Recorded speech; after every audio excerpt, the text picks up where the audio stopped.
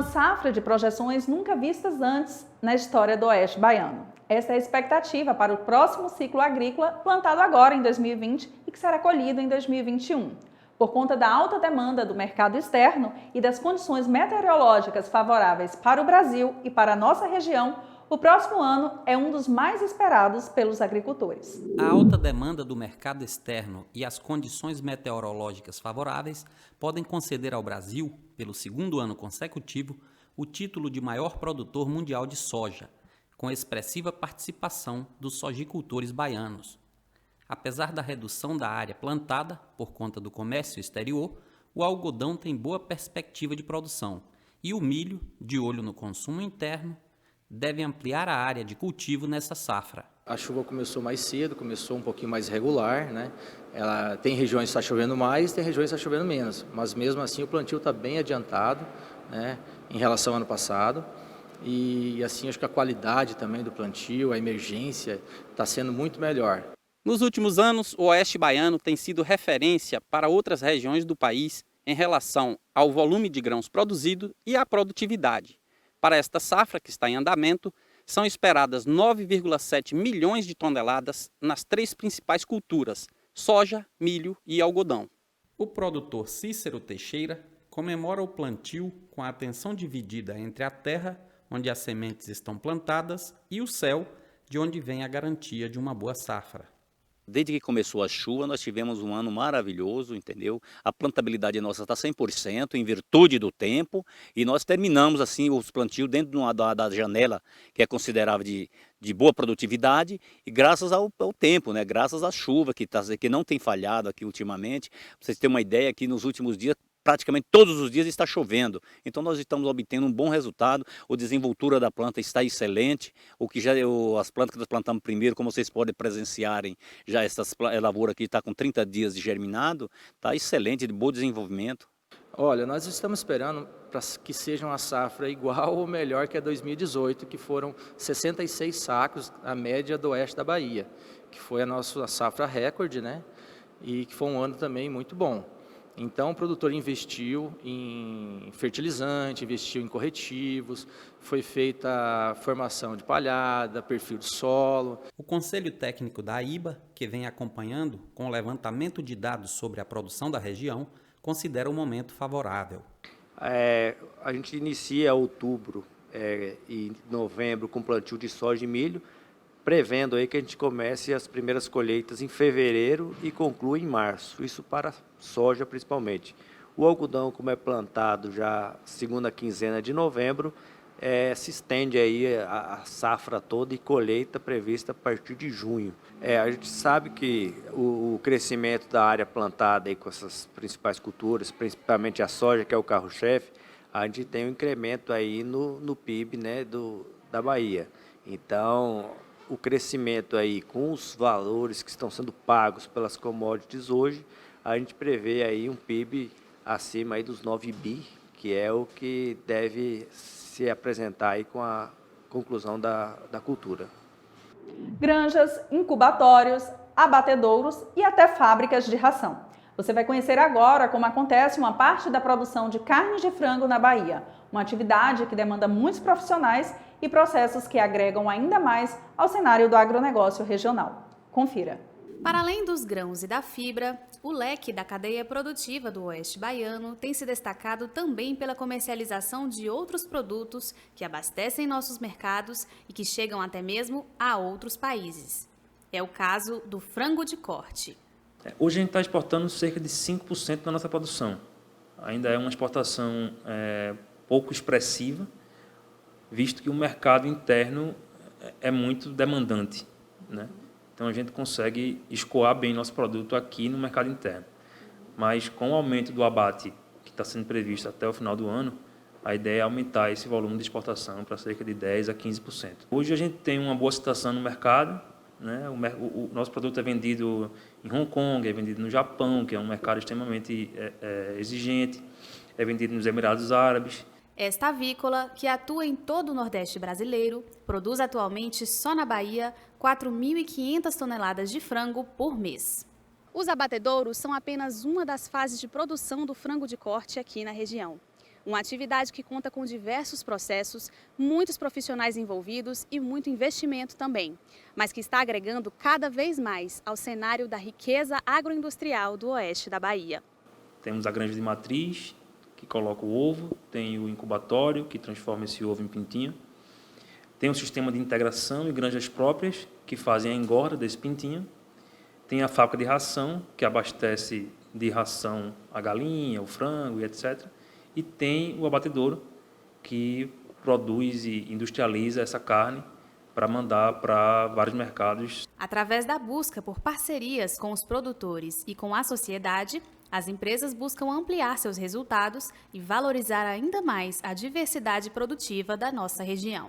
Desde a preparação da granja até a fase final, com certeza interfere tanto no rendimento zootécnico, né, no resultado do lote, quanto na parte de qualidade, né, de qualidade de carne, qualidade das aves. A nossa planta está saindo de 80 mil aves para 100 e para isso eu preciso de granja, né? Nós precisamos de granja. Então a gente está sim em busca de novos produtores. Com certeza, o Brasil precisa muito de indústrias, né? Hoje o agro é muito forte, a produção de grão é muito forte, mas esse grão vai para fora do país para ser industrializado fora do país. Então mais indústrias precisam ser fomentadas tanto na nossa região como pelo país como um todo, para que essa matéria-prima fique aqui e transforme isso em empregos, transforme isso em valor agregado. Época que precede o plantio é normalmente o período que os agricultores buscam o custeio da safra. É neste momento que as instituições financeiras lançam linhas de crédito específicas. Uma dessas entidades é o Banco do Nordeste, que tem sido forte aliada do agronegócio. Pela primeira vez, o presidente do BNB, Romildo Rolim, veio conhecer a região, para a qual a instituição financeira disponibiliza boa parte dos recursos destinados à atividade agrícola. O agronegócio é muito importante para o banco, porque realmente tem os seus impactos de emprego, aumento de massa salarial, e isso faz com que tenha aderência à nossa missão. Falamos aqui na reunião da IBA sobre esses números, sobre novas estratégias para simplificar o processo de crédito, fazer com que o atendimento do Banco Nordeste seja cada vez melhor, dando qualidade ao atendimento e velocidade no atendimento aos nossos clientes. Só neste ano, o banco já investiu mais de 6 bilhões de reais no segmento rural, sendo cerca de 1,5 bilhão só na Bahia. Deste total, 868 milhões de reais foram aplicados no Cerrado Baiano, o que representa 52% do montante destinado para todo o estado. Os produtores rurais comemoram os resultados e as estimativas de ampliação de crédito apresentadas pelo banco. Só esses dois fatores de produção, a terra e o trabalho, não seria suficiente se não houvesse a participação do sistema financeiro como o Banco do Nordeste. Foi um banco que sempre nos apoiou desde o princípio o crescimento dessa região. Nós tivemos ao longo do tempo um relacionamento que foi construtivo, né? Isso melhorou muito, tanto para os produtores como para o banco, mas principalmente para a região. Porque nós temos o tripé da produção, que é terra, capital e trabalho. Para o agronegócio, o Banco do Nordeste oferece crédito para custeio agrícola e pecuário, além de fomentar a comercialização de máquinas e insumos. Eu acho que mais de 70% das máquinas de algodão que existem na Bahia são financiadas pelo BNB. Então, para te ver que alavanca toda uma região e toda uma cultura também. Então, e nós somos parceiros do BNB. E o BNB realmente tem um papel muito importante hoje na venda de máquinas no oeste da Bahia.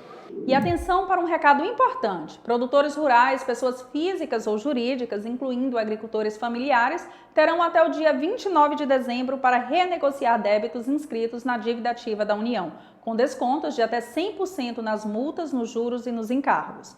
O Programa de Renegociação de Dívidas da Procuradoria-Geral da Fazenda Nacional tem como objetivo viabilizar a superação da situação transitória de crise dos produtores rurais e agricultores familiares, potencialmente provocada pelos efeitos do coronavírus em sua capacidade de geração de resultados e na perspectiva de recebimento de débitos inscritos na dívida ativa da União. O contribuinte deverá prestar informações perante a Procuradoria, comprovando os impactos financeiros sofridos. Com base na capacidade de pagamento estimada do contribuinte, será disponibilizada a proposta de transação para adesão. Os interessados poderão acessar o site da Procuradoria-Geral da Fazenda Nacional para conhecer as condições de refinanciamento e aderir ao programa.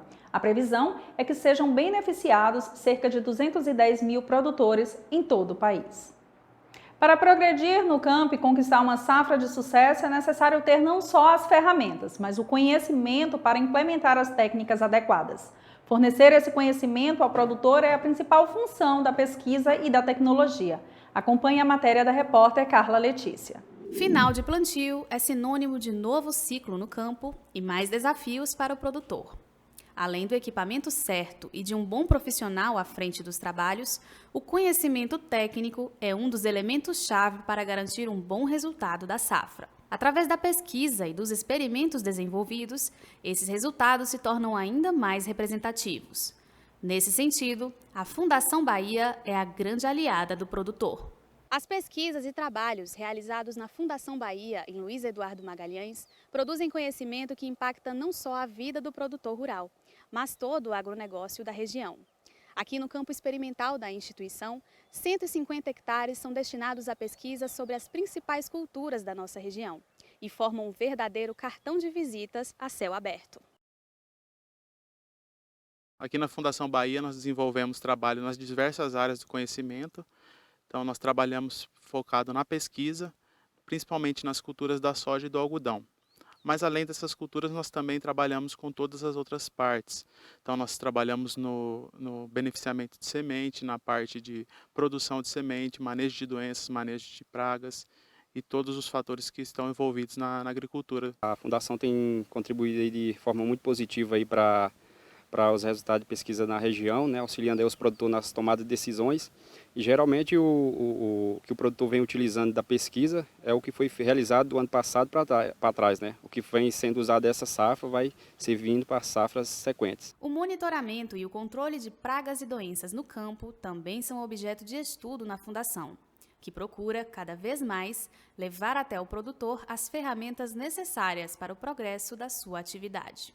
Após a coleta de dados, a gente toma a decisão de controle, dependendo do tipo de controle, pode ser biológico, pode ser químico, pode ser mecânico, né, cultural.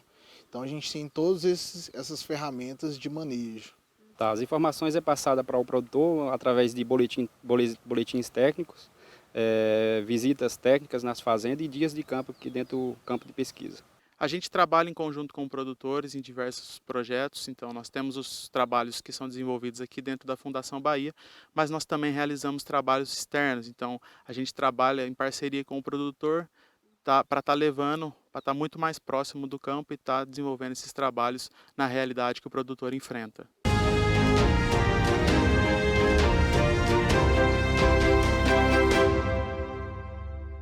Aquecido pelo bom momento e pela grande expectativa em torno da safra que se inicia, o comércio de máquinas e insumos agrícolas no Oeste Baiano já está a todo vapor. Confira na matéria do repórter Zé Filho. A pujança da agricultura no Oeste Baiano se deve consideravelmente à mecanização agrícola e o comércio de insumos.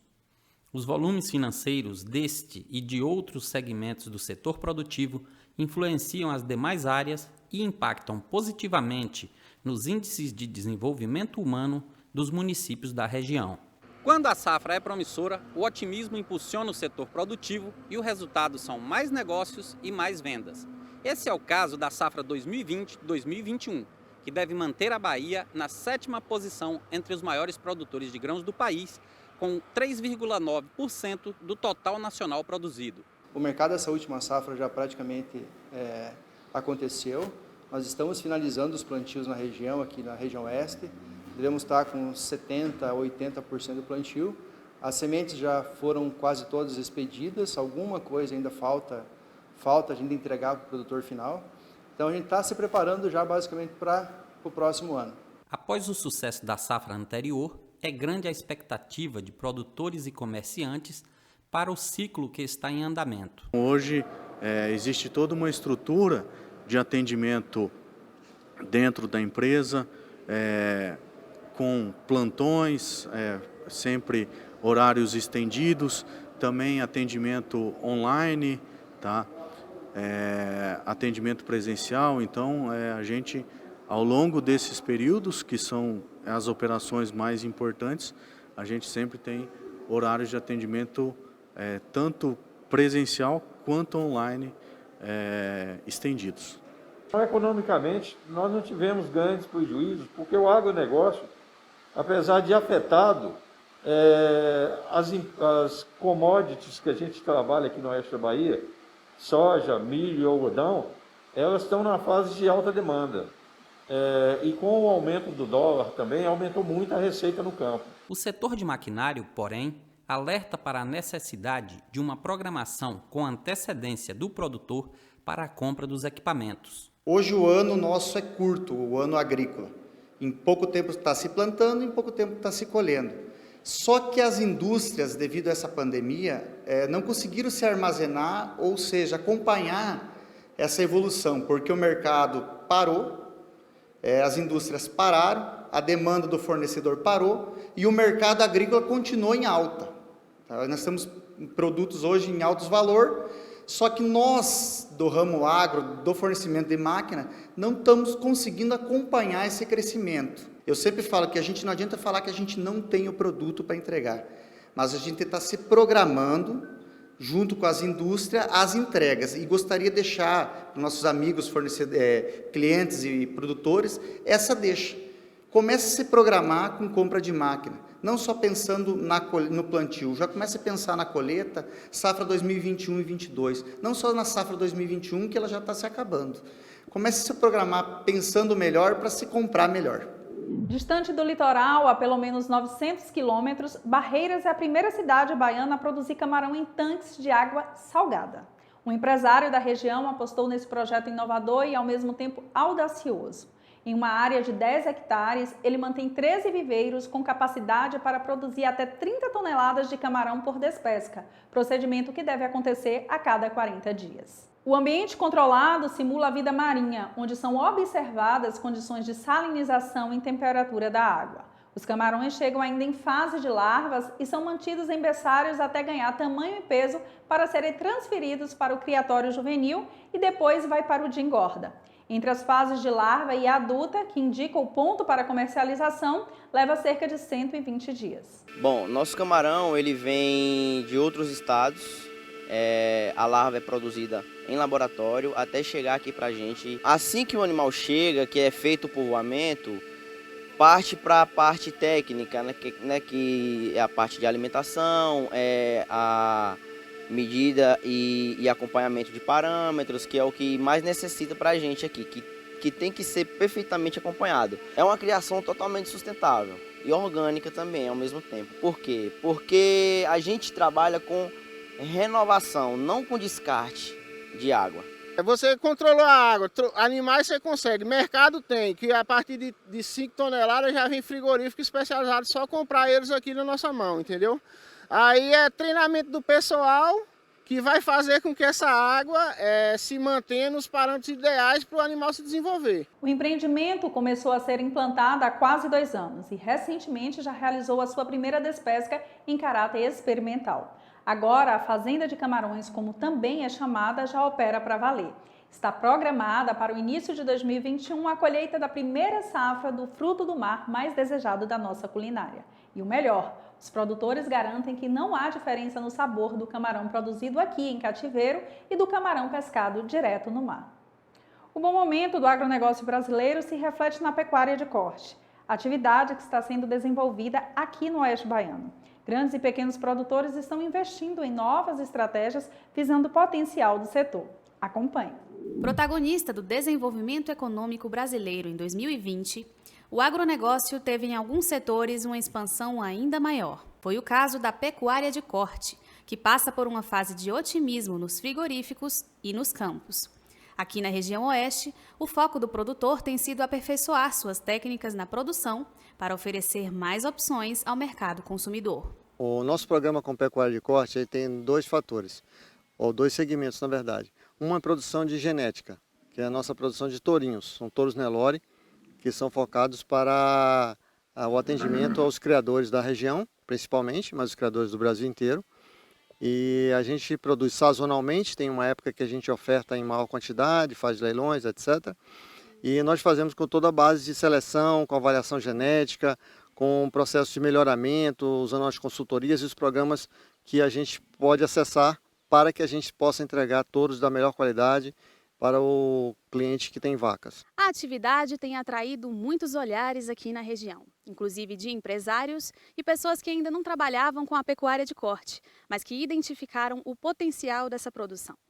Com foco em obter uma carne de qualidade e atender outros mercados além do mercado interno, esses produtores estão investindo cada vez mais no manejo do solo e na nutrição adequada dos animais. É o caso de Gil, que mesmo com uma produção considerada pequena, investiu na transformação do solo da propriedade para obter melhores resultados. A gente que acreditou numa pecuária onde a gente aduba bem o solo, onde a gente faz, tecnicamente a gente utiliza tanto o trabalho com solo, quanto com adubação, quanto os equipamentos que a gente comprou para poder ter uma agricultura, porque a pecuária não é agricultura e pecuária, porque você está na agricultura formando um pasto, e depois desse pasto ele vai virar ou bezerro ou vai virar uma carne, entendeu? O bezerro vai virar uma carne, né? Você tendo um solo mais fértil, você consegue aumentar a sua lotação. Na pecuária, como qualquer atividade, você precisa de muita produção, senão ela não consegue se tornar uma atividade economicamente atrativa. De acordo com os produtores, o foco da região agora deve estar no investimento em estrutura e assistência técnica para aumentar a rentabilidade do negócio. Então, acreditei numa região que ainda é barato o hectare, então para você comprar uma propriedade aqui nessa região não é tão dispendioso, o que faz com que você sobre dinheiro para você investir no solo. Então, acreditei nisso, acreditei na questão da tecnologia. E a gente tem feito análise de solo todo ano. E isso nos garantiu agora a gente está começando a colher os resultados disso. Confira agora o quadro Mercado e Negócios com o especialista Paulo Sarracino.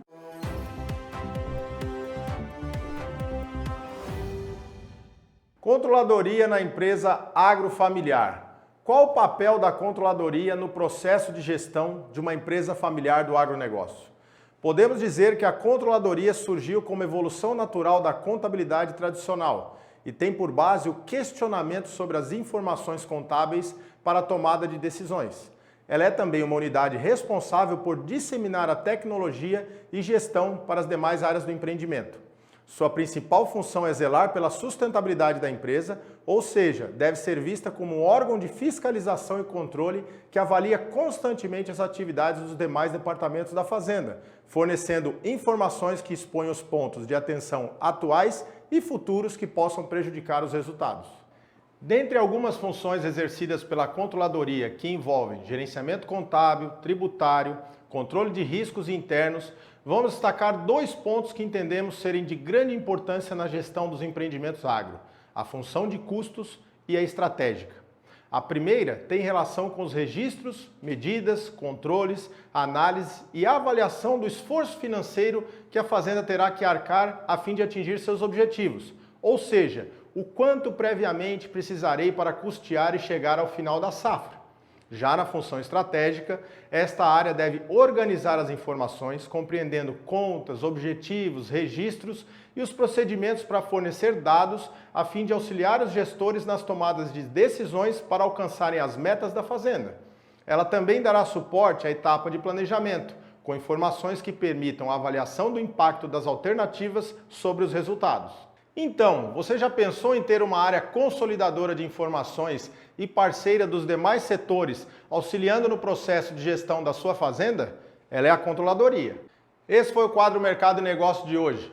Nos siga nos canais digitais do Conect Agro e até o próximo programa.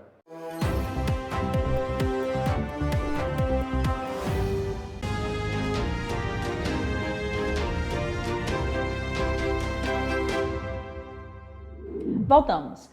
E hoje eu converso com o secretário estadual de Meio Ambiente e Recursos Hídricos, João Carlos Oliveira. Secretário, muito obrigado por aceitar o nosso convite em estar aqui no estúdio do Conect Agro. E eu quero começar falando da sua visita ao oeste da Bahia. Em agenda oficial, comente um pouco das ações da SEMA aqui na região. Olha, a região do oeste é uma região muito importante não só para a economia da Bahia, mas sobretudo também para o contexto ambiental. É uma região onde eu diria que nós temos o polo agrícola e o agronegócio com a maior produção e produtividade. Eu diria até que é uma referência no Brasil. Agora, nós precisamos também caminhar para um exemplo de sustentabilidade. E é isso que nós estamos buscando aqui, parcerias com a IBA, com a BAPA, porque o meio ambiente não dá para se trabalhar de maneira individualizada. Nós temos que trabalhar buscando uma ação coletiva. E é isso que nós estamos aqui dialogando. E também aqui parabenizar a nova diretoria da IBA, né, que foi eleita e está assumindo aí 1º de janeiro. Portanto, são parceiros efetivos para nós do governo do Estado, em especial para a Secretaria do Meio Ambiente. Como é que o senhor vê essa relação entre agricultura e meio ambiente? Olha, é uma parceria muito importante, né? Por quê? Nós estamos vivendo um momento agora de uma pandemia, né? Que, na verdade, ela atingiu o mundo inteiro. Então, o grande desafio agora é o desafio da sustentabilidade. Entendo que a ciência é o grande instrumento da gente construir essa nova sustentabilidade, porque no contexto de aumento de produção e produtividade, tanto a agricultura como a própria economia avançou muito. Nós precisamos agora enfrentar o desafio da sustentabilidade. E o que nós acompanhamos aqui no Oeste, liderado pela IBA, pela BAPA, é um exemplo a ser seguido pelo país. Por quê? Porque são produtores que buscam não só o aumento da produção e produtividade, mas é o setor produtivo também que se preocupa com o meio ambiente. Como é que o senhor avalia a agricultura praticada aqui na região Oeste, o aumento da produtividade, mas também a conservação dos recursos naturais, seja solo, seja água? Olha, nós temos um grande exemplo aqui, que é a liderança dos produtores, através da IBA, principalmente da BAPA, de fazer um estudo sobre a bacia do Urucuia. Eu diria que o estudo que está sendo realizado pela Universidade de Viçosa é um grande exemplo. É a bacia, hoje no estado da Bahia, que nós temos mais informações, nós temos mais dados. Por quê? Porque nós estamos buscando uma parceria. Governo do Estado, a IBA, a BAPA, a Universidade de Viçosa, a Universidade aqui do Oeste, a UNEB. Portanto, são essas parcerias que nos ajudam, né? Eu sou daqueles... eu sou oriundo da academia e aposto muito na ciência, né? E o que nós estamos buscando aqui no Oeste é essa parceria, o envolvimento da academia para a gente buscar a tão sonhada sustentabilidade. E aqui eu vejo, por exemplo, muita preocupação com os recursos hídricos, muita preocupação com o plantio, com o solo, né? O plantio direto, que é fundamental hoje. Para vocês terem uma ideia, nós estamos retomando no estado da Bahia o Fórum de Mudanças Climáticas, né? A questão do aquecimento global é uma preocupação mundial. Esse Fórum de Mudanças Climáticas, certamente a região do Oeste vai dar uma contribuição forte, porque eles trabalham muito com plantio direto. O plantio direto nos ajuda a evitar a emissão de CO2. E também a questão da conservação, do manejo do solo. São práticas essenciais que eu sinto muita preocupação aqui do setor produtivo, em especial dos agricultores, buscando essa sustentabilidade. Ainda nessa linha da busca pela ciência para auxiliar a agricultura, toda a atividade, né, como o senhor disse, é uma atividade econômica, mas também é uma atividade fundamental para o meio ambiente aqui na região. Qual a importância, qual a relevância desse estudo para a agricultura, mas para toda a comunidade do Oeste? É fundamental. Por exemplo, eu sempre digo que a água é uma fonte de vida, né? A água é fundamental não só para as atividades econômicas, mas para a própria sobrevivência do ser humano. E é na bacia do Urucuia onde nós temos os melhores estudos, envolvendo várias universidades. Para nós isso é de extrema importância, você saber qual o potencial hídrico da bacia do Urucuia. O que nós estamos discutindo com SEMA, INEMA, qual a distância entre poços, qual a quantidade de poços que a gente pode ser instalado aqui na região. Portanto, eu defendo muito a tese que a água ela deve ter um uso racional da água, né? Então isso é fundamental, que a água é um bem universal. E a gente pensava que antigamente que a água era infinita, hoje não, nós temos que pensar que a quantidade de água está em função da preservação ambiental. Se nós derrubamos mata, se nós fazemos supressão vegetal, se nós manejamos o solo de maneira inadequada, certamente nós vamos ter problema com a água. E aqui não, aqui a gente tem uma preocupação muito forte, é uma preocupação da SEMA, do INEMA, da IBA, da ABAPA, portanto, é aquela famosa construção coletiva do meio ambiente que nós estamos buscando aqui nessas parcerias. O senhor falou em uso racional da água. A gente sabe que não existe atividade agrícola sem a água. Mesmo de sequeiro, depende da água das chuvas. E existe também uma pequena parcela aqui no Oeste, cerca de 7% de todo o território agricultável da região, ele é irrigado. Quando você fala em uso racional da água, inclui também a atividade agrícola? Claro, principalmente a atividade agrícola. Porque a prioridade da água é o consumo humano, né? Mas a água é um elemento extremamente importante na agricultura, né? E o Brasil é um dos poucos países no mundo que se dá o luxo de usar água na irrigação. Nós temos ainda um potencial para avançarmos muito. Aliás, eu digo que ninguém consegue competir na agricultura com o Brasil por três fatores básicos. Nós temos luminosidade o ano todo, né? Quase ninguém tem isso. Segundo, nós temos água ainda para fazer irrigação. Em abundância. E temos área ainda para expansão. Então, é covardia competir com o Brasil na agricultura. Nós temos recursos em abundância, solo, nós temos água e temos possibilidade de expansão. Expansão da agricultura também irrigada? Eu diria que a agricultura irrigada, ela precisa estar em cima de parâmetros técnicos, como nós estamos fazendo aqui na bacia do Urucuia, com um estudo fantástico, envolvendo aí cientistas, pesquisadores da Universidade de Viçosa, que está concluindo esse estudo, e um estudo, inclusive, com relação direta com a Universidade de Nebraska, que é uma referência no mundo, né, na questão de bacias hidrográficas e uso da água. E eu tive a oportunidade, o ano passado, de ir a Nebraska, inclusive com representação aqui dos produtores, e o que nós vimos lá foi a consciência do uso da água. E é isso que nós estamos querendo aqui, na Bahia, desenvolver essa consciência do uso da água, não só para irrigação, mas, sobretudo, dentro de um contexto de educação ambiental, da importância da água para o meio ambiente. Mas, secretário, a região, né, ela é uma região de forte vocação agrícola e a agricultura tem movimentado bastante a economia. Mas por trás, né, dessa atividade vem as associações, como o senhor citou, a IBA, a ABAPA. A IBA, a mais antiga delas, acaba de completar 30 anos de existência fomentando essa agricultura sustentável. Como é que o senhor vê, qual é a importância das associações neste contexto? Olha, a organização do produtor rural é fundamental, né?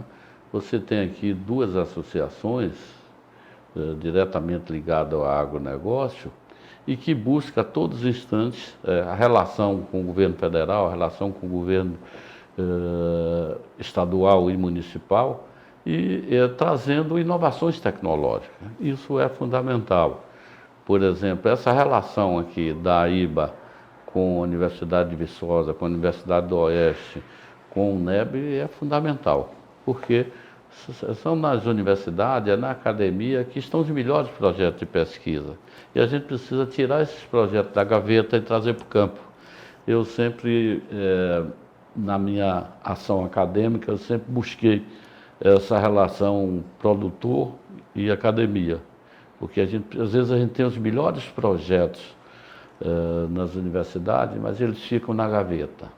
A gente precisa trazer esse projeto para a prática do dia a dia do homem do campo.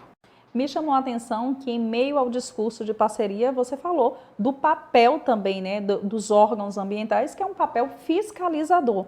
Então, o INEMA, a própria SEMA, exerce essa função de fiscalizar o produtor, né? Então, está sempre acompanhando para que ele cumpra à legislação ambiental. E o que nós temos observado é que essa fiscalização tem sido efetiva, né, porque tem assegurado não só o cumprimento da lei, como os produtores me parece que estão indo além, preservando muito mais do que determina a Constituição, é isso?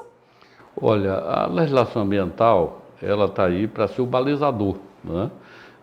E nós, da Secretaria do Meio Ambiente, o INEMA, nós procuramos tomar como base todo o processo de fiscalização, de licenças ambientais, de acompanhar a supressão vegetal, de outorga.